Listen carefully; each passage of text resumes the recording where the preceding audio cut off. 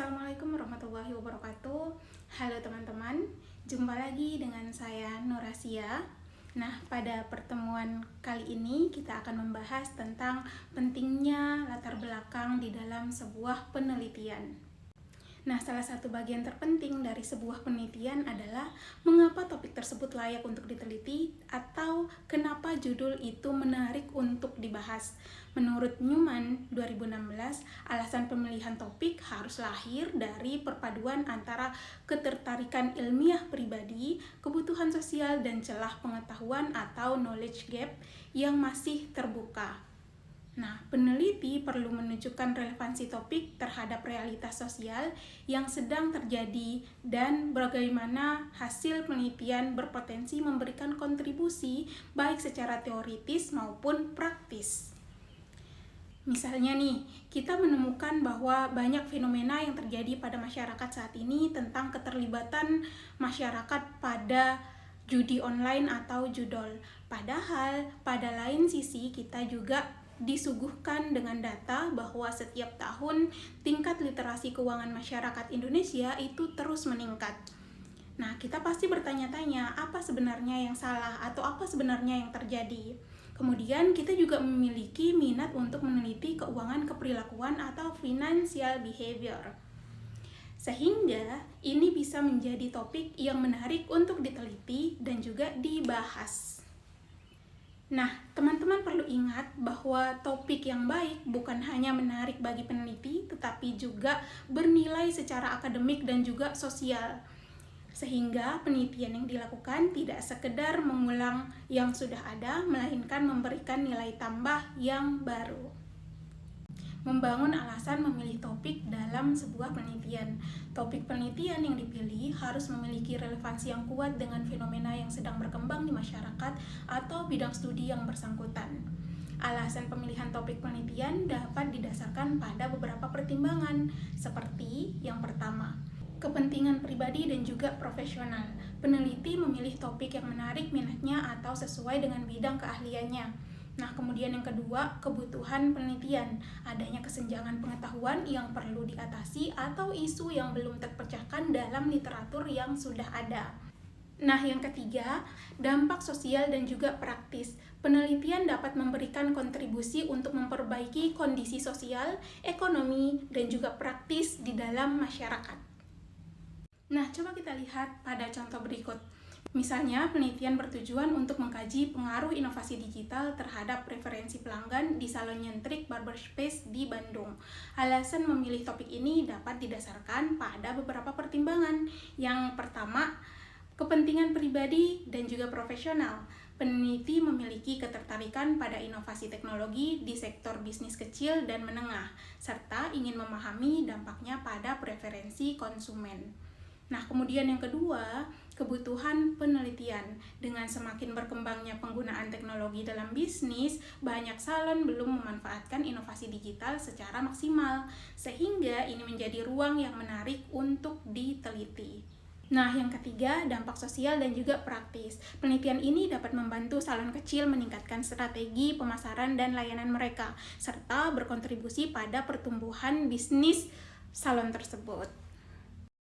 Kemudian selanjutnya, konteks teoritis dalam membangun narasi pentingnya topik yang dipilih. Nah, setiap penelitian harus berakar pada yang namanya teori.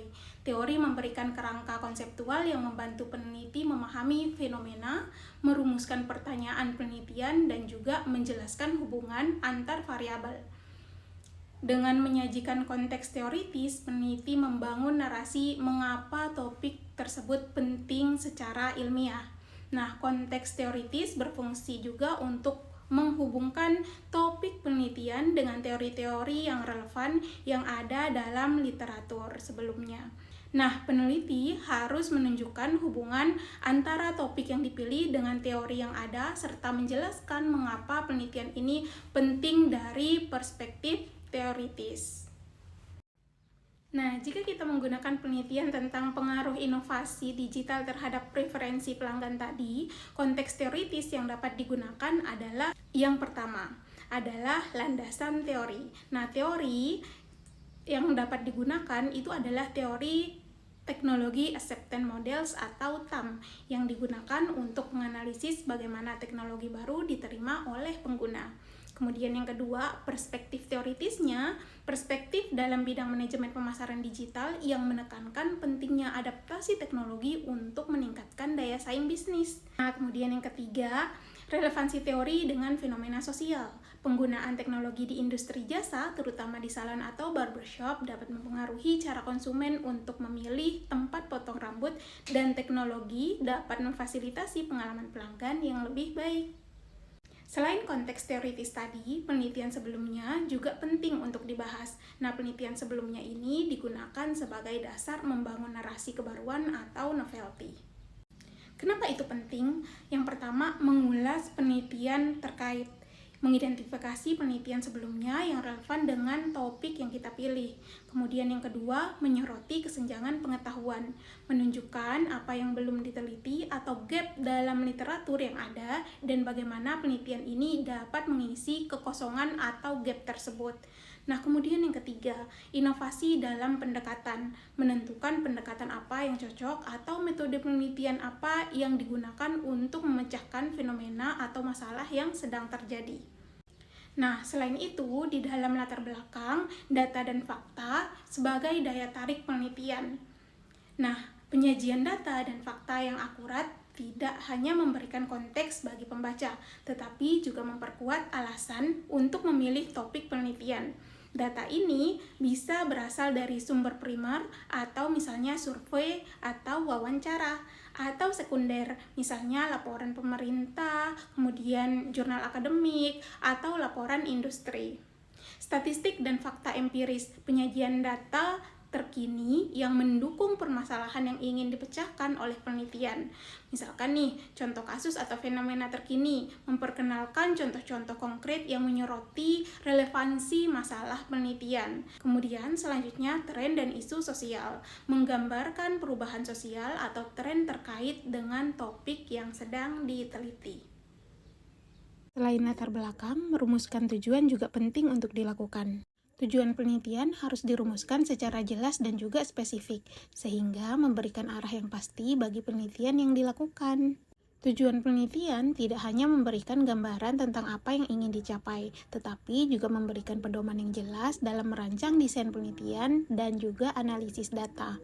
Fungsi dari tujuan penelitian yaitu yang pertama, tujuan umum, menjelaskan tujuan besar dari penelitian yang berfokus pada masalah utama yang ingin dipecahkan. Kemudian, tujuan khusus, membuat tujuan yang lebih spesifik yang dapat dicapai melalui langkah-langkah yang jelas dan juga terukur.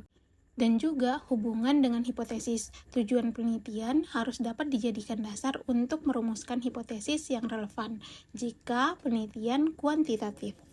Jika ada pertanyaan, boleh komen di bawah ya. Kita akan diskusikan terkait dengan pertanyaan tersebut. Sampai jumpa di pertemuan selanjutnya. Wassalamualaikum warahmatullahi wabarakatuh. Bye-bye.